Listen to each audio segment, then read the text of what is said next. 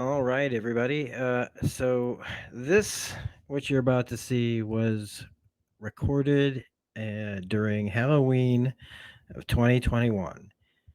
I never released a few videos. I've got a bunch of Agents of Shield, a whole bunch of other stuff on here that never got released. Sorry for coughing right into the mic.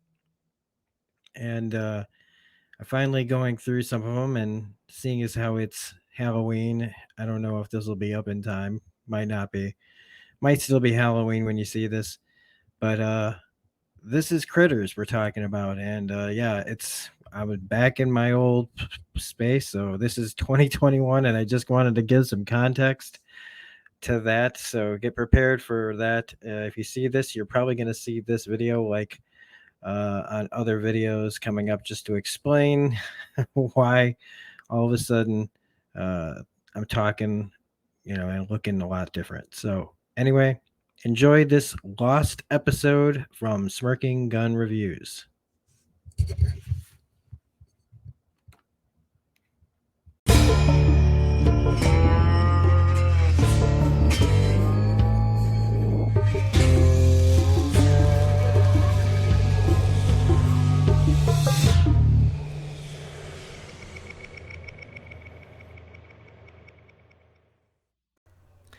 All right, hey everybody, welcome back to the channel. This is Rob here at Smirking Gun Reviews, and we are back with, yes, even more Halloween 2021 reviews.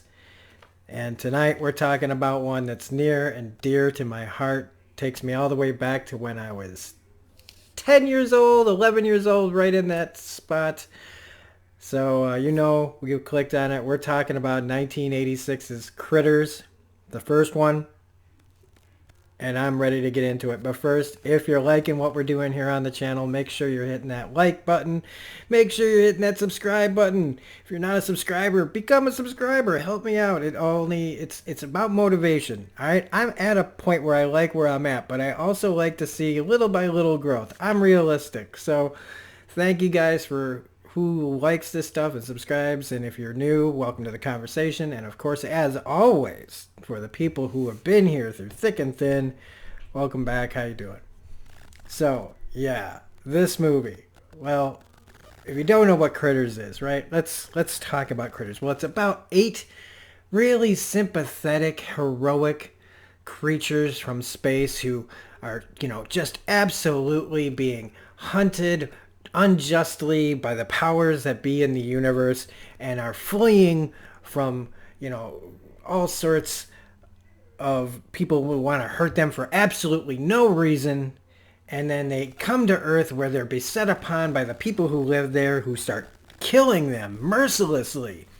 While they're also tracked by 2 evil bounty hunters who just want nothing to do but kill these creatures that are just innocent, harmless.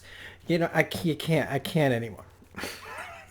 This is absolutely not what it's about. It's about the exact opposite. It's about these creatures called the Krites. They get called critters on Earth, which is just fitting. Who are these evil little monsters who only have, like, apparently one thing on their mind. A couple of things on their mind. Eat is the main one. Reproduce, cause havoc. There really doesn't seem to be anything else to these guys. The movies, as they go along, you start to, like, think about more and more about what these creatures are capable of, what their end games are. They kind of seem like the kind of creatures who could, given if they were left unchecked, could run rampant and cause all sorts of damage to planets, civilizations, and how these monsters escape from their prison out in space, end up on Earth, and just try to attack and kill this this family on a country farm, and the 2 bounty hunters that are sent after them, and how their inexperience with old Earth culture has hilarious results as they just are trying to find the Krites to wipe them off the face of the existence once and for all. Or who knows? Like, I never really thought about Is this the only Krite contingency, or how many Krites are out there in space? I don't know. But this movie, in a world full of movies that are like little monster movies, you've got Gremlins and Munchies and Ghoulies and, the Puppet Master, where you got little puppets and everything. As good as Gremlins is, and Gremlins is great, all right? Gremlins 2 is like comparing Babe to Babe 2, Pig in the City. Like, they are both good, but vastly different movies, right? Gremlins 1 and 2 are completely different, but somehow still the same. Critters, though, is different. Critters reminds me more of like a movie with a great big epic, like, behind the scenes story, shrunken down to a small level where you're just got some creatures, this family trying to protect itself from these creatures on a farm, and the bounty hunter trying to find them. That's it. It's pretty simple. But like James Gunn's Slither, right? You've got this epic, like, kind of thing behind the scenes of like this creature that comes from space, just like the Krites, crashes onto Earth, starts getting into people, and potentially has if not stopped, could take over the whole world. It's the same thing here, except just like Slither, we only focus on one town, one night, everything goes wrong, and how do we get out of it? And by morning, the world is left changed. Or is it? And so I like movies like this, like Slither, that have like these big, behind the scenes, bigger stories, but contain it to something smaller. And it's also in the execution of this movie. It's also in the performances in this movie. You can also see, like, when you scale back and you don't get so grand, all the weird, fun things that you can do in a movie. And this movie accomplishes a lot of it. There's the sequels. I like Critters too. I'll go on record as saying that. But like the sequels and stuff, yeah, they definitely have diminishing returns as far as quality and box office and all that. But you can't take away from at least this first one. This one to me is a bona fide cult classic. This movie should be watched by anybody who likes sci-fi, anybody who likes a little bit of, like movies like Gremlins. If you want to have a good, fun time and watch some little monsters terrorize some people in PG-13, this was a movie that even I could see back then. I wouldn't want my family to know because they were all, I was raised Jehovah's Witness. So watching movies like this, I had to do it on the sly.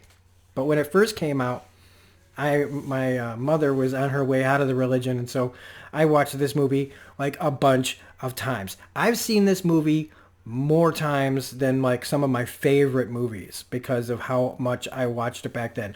I liked it so much, I used to draw my own version of the Critters all the time. A 16-page short story based on like the Critters and attacking people and stuff. I was obsessed for a little while with the Critters. In fact, the Critters movie is one of the reasons why I started to want to write movies and write stories, because it was the imagination behind this and just the idea of this family, and I was just so taken with it, and it really helped my imagination become this unstoppable force that I have. Like,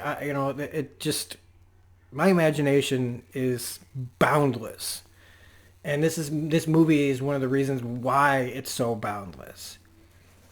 So let's get into it, because I know I've been talking already for 7 minutes. And the first thing I want to talk about, because yeah, this came out April 11th, 1986. I was about to turn 11 back then. And it's directed by Stephen Herek. Now, Stephen Herek, it's a name that it doesn't just immediately, for most people, like come to mind with anything. It's not George Lucas. It's not Spielberg. It's not Coppola. It's not Tarantino. It's not Nolan. It's not Fincher. It's not, you know what I mean? Like all the names that you can just kind of roll off. People that don't even know directors, like the Russo brothers or whatever. You don't automatically know. But Stephen Herrick, he's not one of those guys who you go, okay, if I don't know who he is, then he must have made a bunch of movies I've never heard of, probably a bunch of horror movies, a bunch of B movies, a bunch of schlock. But here's the thing. After he made Critters, he made Bill and Ted's Excellent. So you go from Critters to Bill and Ted. And then, right, then where do you go from there? I was like, well, okay, that's a bit of a, you get Keanu Reeves, you got Alex Winter, you got time travel, you got another blockbuster. That's a bona fide blockbuster hit. That's a bona fide classic to most people. So, but it's still a silly, fun blockbuster movie. So, what else has he done? Oh, I don't know. Just a little movie called Mr. Holland's Opus. The one that was, the feel-good movie of the year starring Richard Dreyfuss that, like, everybody freaking loved. And it's got nothing to do with horror or sci-fi or time travel or anything like that. It's about a teacher and how he changed people's lives. So Stephen Herrick is a legit director. And he comes, from Critters. And it just goes to show you, it doesn't matter, right? It doesn't always matter. That does one thing has to be the same thing. Everybody has to be an Ed Wood or a Roger Corman, or where you just get to do the one thing and you just stay in that kind of realm for the rest of your life. You can make all sorts of stuff. It's really, really interesting. Now also, let's talk about this cast, because this cast is, to me, one of the best casts. I love this movie because one of the major reasons is because of its cast. Now, there's plenty of people in this that I've never really seen in anything else, but they all are really memorable for the most part in their own way.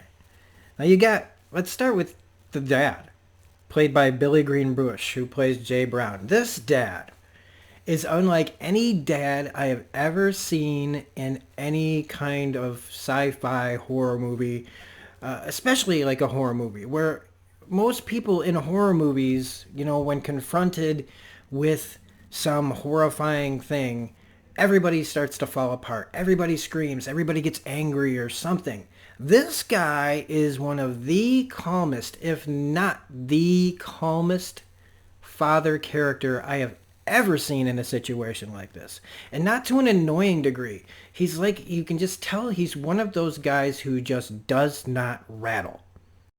In the face of whatever insanity, he is thinking about one thing, keeping his family safe and not losing his cool.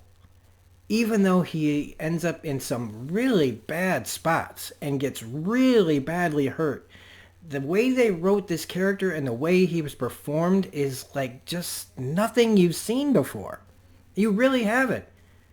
He just is so even keel, and he is like a regular dad. He gets on his kids. He rides them. He wants to see them like do well. He punishes them, and so it's like he is the full, the what you expect a dad to be. But he's also not like some hillbilly yokel who lives out in the country just firing his gun like, yee-hoo, hey kids, let's see. No, he's like just a guy who sees a problem and tries to work it out and in a way that doesn't freak his own family out. It's amazing. Now, who else we got here? We got Dee Wallace Stone. In this, she's going by Dee Wallace now, but back then it was Dee Wallace Stone. Dee Wallace Stone, I mean, it's nice because it's like the last name. I keep saying that name, and it makes me think I'm talking about myself or my family, but I'm not. Was the mom in E.T. She was the mom in Cujo. Now she's the mom in this. She was also in a sitcom that we'll talk about in a second with one of the other co-stars of this movie. Let's just get into it because, let's talk about it because he's the third, main actor in this, I would say. He's the one that I was obsessed with, played by, oh, dang it. Brad Brown, played by Scott Grimes. When I say Grimes, I all of a sudden had Homer Simpson in my voice talking about Grimes. Grimy from that episode with Homer's enemy episode. Grimes. So Scott Grimes plays Brad Brown. And in 1986, around the same time that this movie came out, he was on a sitcom with D. Wallace Stone, who played his mother in that as well. Elliot Gould was the father. Ke Huy Quan, who played Short Round and Data, from both Indiana Jones and the Temple of Doom and Goonies, was in this sitcom about this family. And because of this movie, I was obsessed with that sitcom. It only lasted 19 episodes, and when it disappeared back then, if you weren't taping things, if you were well off enough to own a VCR, mind you, back in 1986, you didn't tape things off of TV, which once we got a VCR, I was taping shit fucking all the time. Because once it was gone, we understood you will not see it. We didn't know that DVDs and Blu-rays were going to come out. We didn't know streaming services were going to have everything. We could buy videotapes, but nobody was selling television on tape. It just wasn't heard of. And all you could hope was that maybe it would show up in syndication, but if a show only lasts 19 episodes, it was just gone. And I was devastated because it had two of my favorite actors at the time, Scott Grimes and Ke Huy Quan, Short Round and Brad Brown. I was loving it. If anybody knows where you can watch that show, let me know. I should probably look it up on YouTube. I mean, I do have a YouTube channel. It should occur to me to look some of this shit up. Going to have to after this. But Scott Grimes, he's been on ER, American Dad, The Orville, a ton of things. This guy has had a career. And in this movie, I wanted to be Brad Brown. He was living in the country like I was. He was precocious like I was. He was imaginative like I was. I just saw myself in this character. He liked to make fireworks, like there was also like a freedom to this character that I didn't have. I was stuck and I didn't even know it in the world that I was in with being in a cult. And anytime that I saw like this kind of character, I really latched onto them. And this character just really spoke to me in so many ways. And I wanted to be him so bad that I started writing stories and he just was my hero back when I was like 10, 11 years old. And, forget about like, I love, Luke Skywalker and Han Solo and Indians and all them. I liked them, all that. But like, I really dug this character. And it stayed with me long enough that every time I would see Scott Grimes in something, I'd be like, that's dude from Critters. And I would watch it. I was a little disappointed in his character on ER, but that's a whole other thing. It doesn't have anything to do with this. Now, we also have Nadine Vandervelde, who plays April Brown, the older sister of the family. And, all right, so this is, on my channel. If you know anything about my channel, you know that we go there. All right, I don't just review things. I talk about how they made me feel, nostalgia-wise and the moment-wise. All the different ways that we think about movies. I talk about them. And I have to talk about, because I had like a billion crushes, all right? Over the course of my life, I had a billion crushes on different actresses I saw. But this one's special because, and again, TMI, I should almost call this one of my TMI videos. I am not a tall man. It's a weird way to start this conversation. But I hit puberty at 10.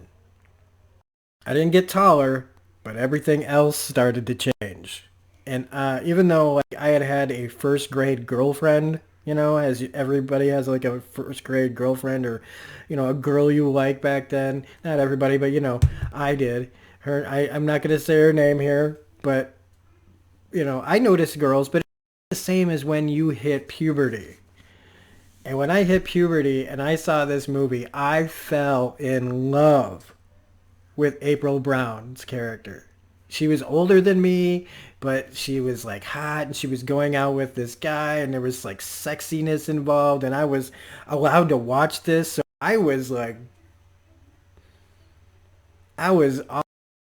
this was just another reason to watch this movie is because I was like seeing this girl that I was just in love with, for the time anyway. And that brings up to who was she going out with? Well, her boyfriend in this, or the guy she's starting to see, was none other than Billy Zane. This is one of his early performances. He plays Steve. Poor Steve. Poor, about to lose his middle finger in his guts, Steve. And boy, does Billy Zane, man. Like, say what you know, like, he's bald. He's been bald for a really long time. But back when he had hair and he was, like, probably, like, 20 years old, holy shit, was that dude, like, a stud. And so I also remember being jealous of the scene where he's making out with her. And when he dies in the movie, because we're talking about this, if you haven't seen it, go watch it. Spoilers, right? When he died in the movie, I was happy. When he got his middle finger bitten off, I was happy. I was like, fuck you, Billy Zane. You're making out with my woman. But that's the family. That's the main family. One of the things I want to talk about them in general, what makes them special, right? Not just because the crush and Scott Grimes being who I wanted and E.T.'s mom and super calm dad. It's that they're a regular ass family that fight, that argue, that do all the things that families do. But when push comes to shove, they really come together. They really take care of each other. You can tell that they all still really love each other. You know, it's kind of rare now to see that in a movie where you don't see somebody have just like some extreme other kind of like, I don't know, like it's just so super rebellious that they want to just fuck off and leave everybody, or the dad being a jerk, or the mom not, you know, like they with the way that the world is now, you don't see it too often, in my opinion, in movies like this. You know, everybody is like throwaway and you don't really care about them. And in this, you care. You give a shit about what happens to these people.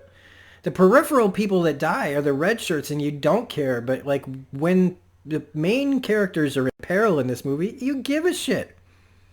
You actually care. At least I do. I give a shit what happened to these people. So that's just a really nice bonus. Another reason to like this movie. Now, you also have character actors like M. Emmett Walsh in here as the sheriff who plays Harv. You've got Ethan Phillips, another great character actor who's been on Benson, and he's that, is his name Neelix on Star Trek Voyager. He plays Deputy Jeff Barnes. You have Lynn Shay from like all the Austin Powers movies and all that. She's Sally, plays like the sheriff's assistant secretary. You have Don Opper as Charlie McFadden, the town drunk, who gets a really big like role as the movies go on. This town drunk character, his character gets bigger and bigger and gets more and more to do. He's my least favorite part of these movies. It's not the actor's fault. It's I don't know. I just find his character just to be kind of sad.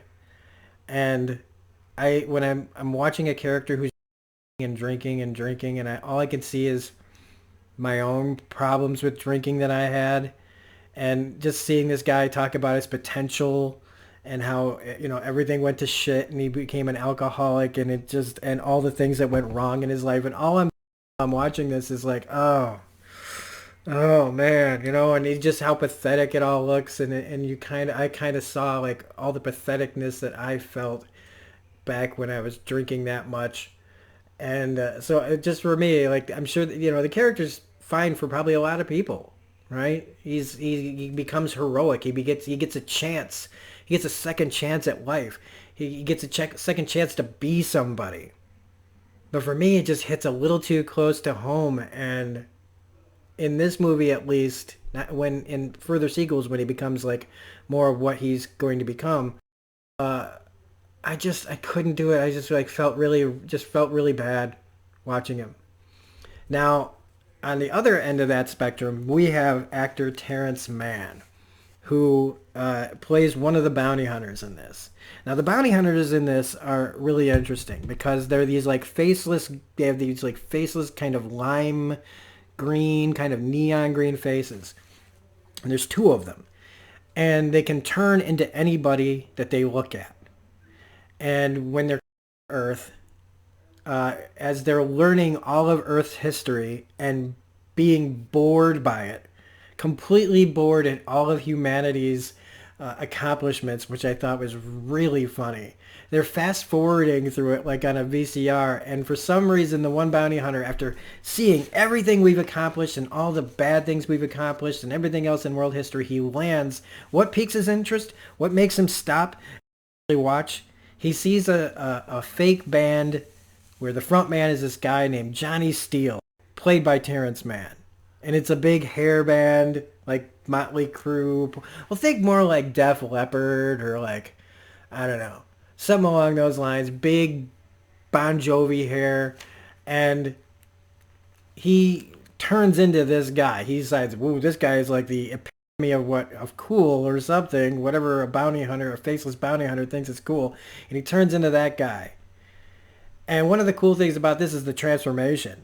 Like they start as these like kind of green blobs, and then it goes down to nothing but skull and blood and muscle, and all of it comes up, and it's like reverse face melting from Indiana Jones, the Raiders of the Lost Ark. It's really cool transformation. Again, PG-13.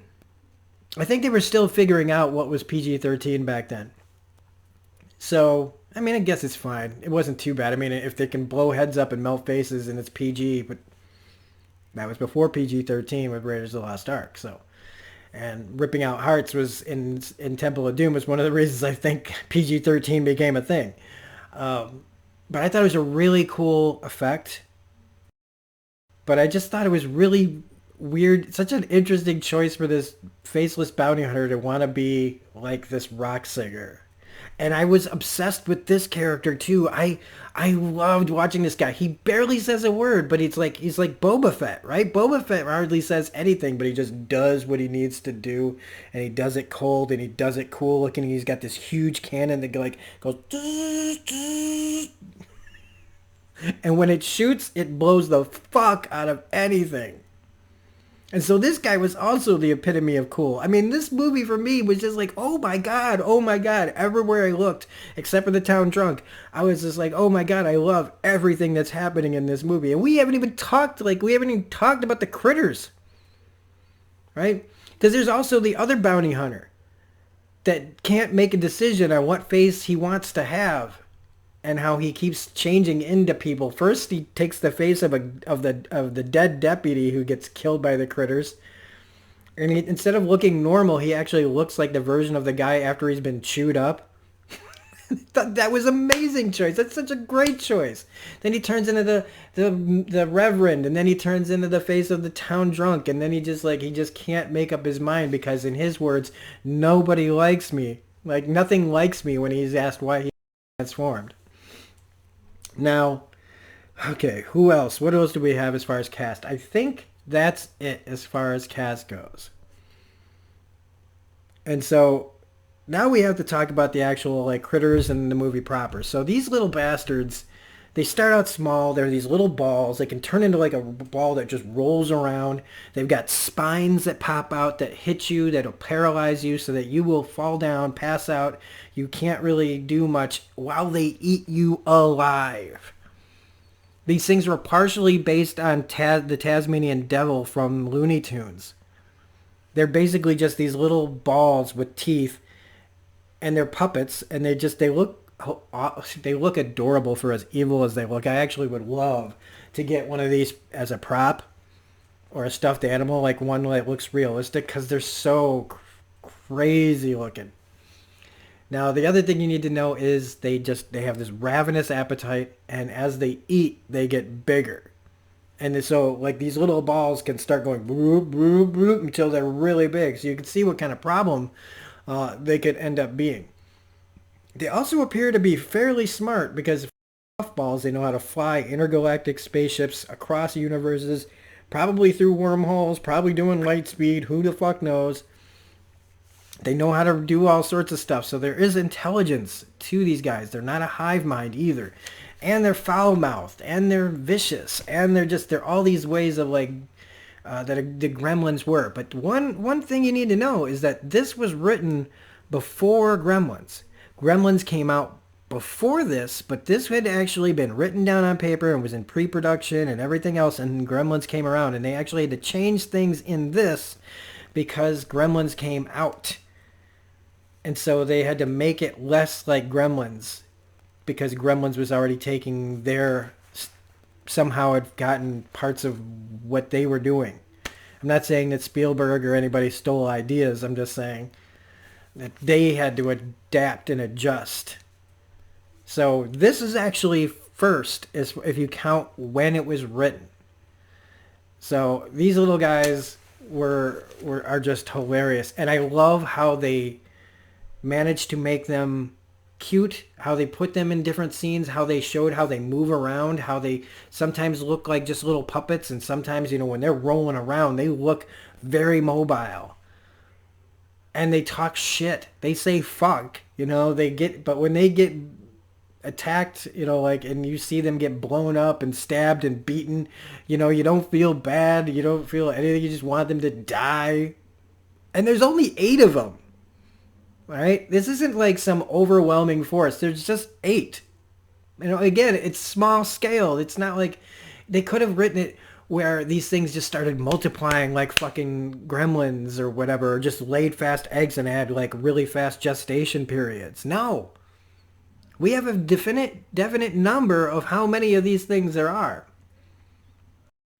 And it's just really fun to watch this family handle this. You know, and the poor father who gets the worst of it, not counting Steve, who doesn't have guts anymore, or a middle finger, or Jeff, who gets eaten under his car.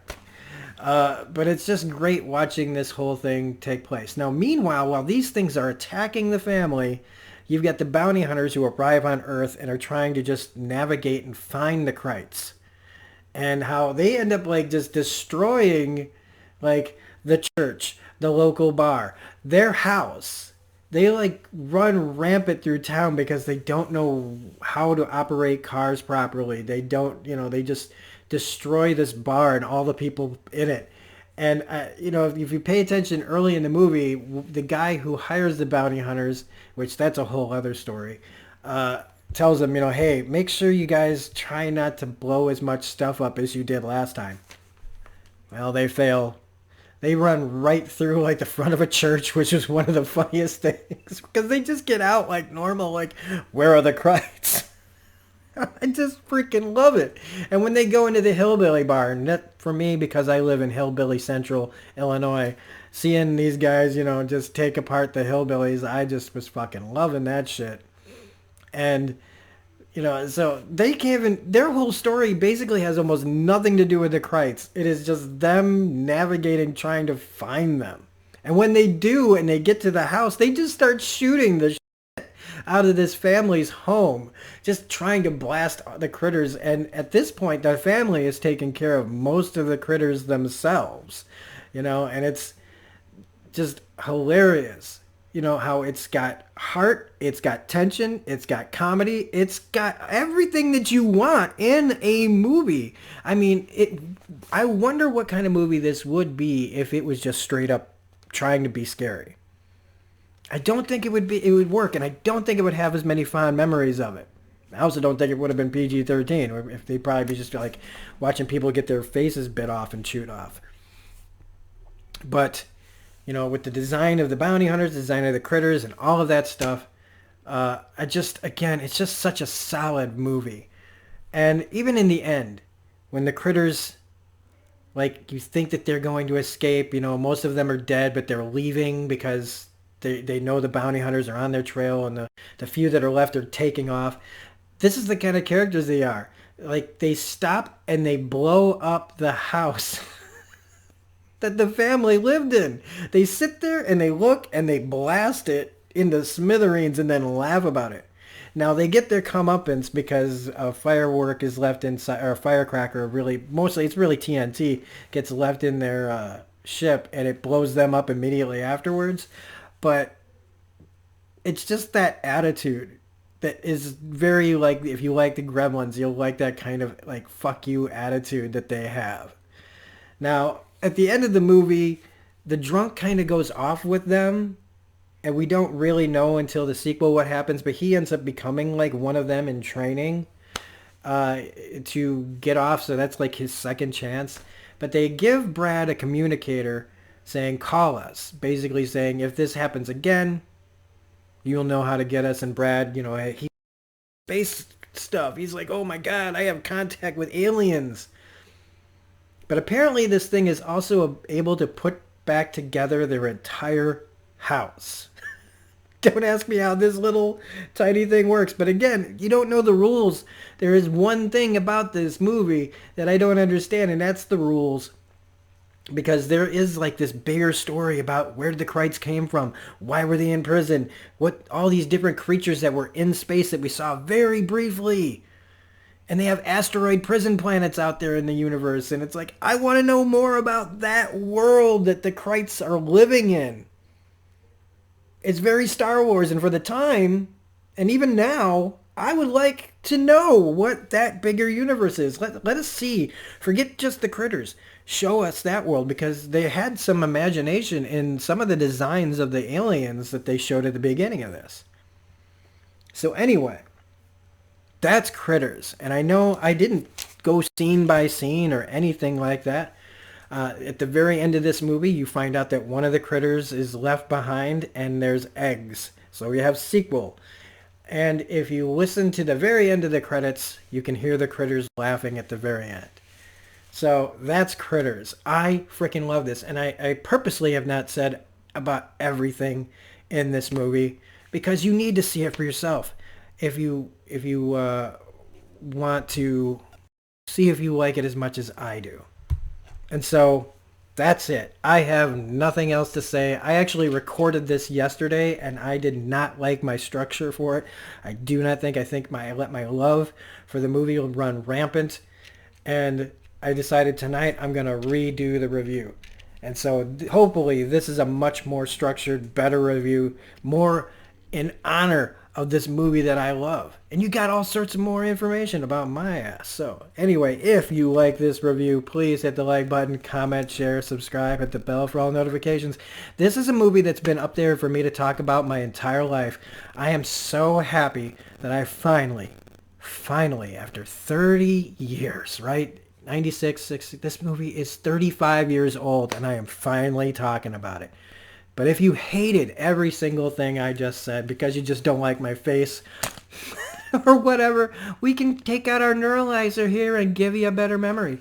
So let's just make some adjustments and give you guys the last 37-ish minutes back. So if you like this, remember, like, subscribe, share, all that stuff. Put on shades, though, or look away. And if you have a sensitivity to light, do not look at this motherfucker right here.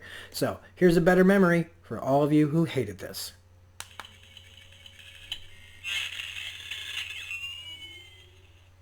I hope this sits better with you than anything I just said. Have a good one, and we'll see you for more Halloween 2021. Yeah, there's more coming, baby. Bye.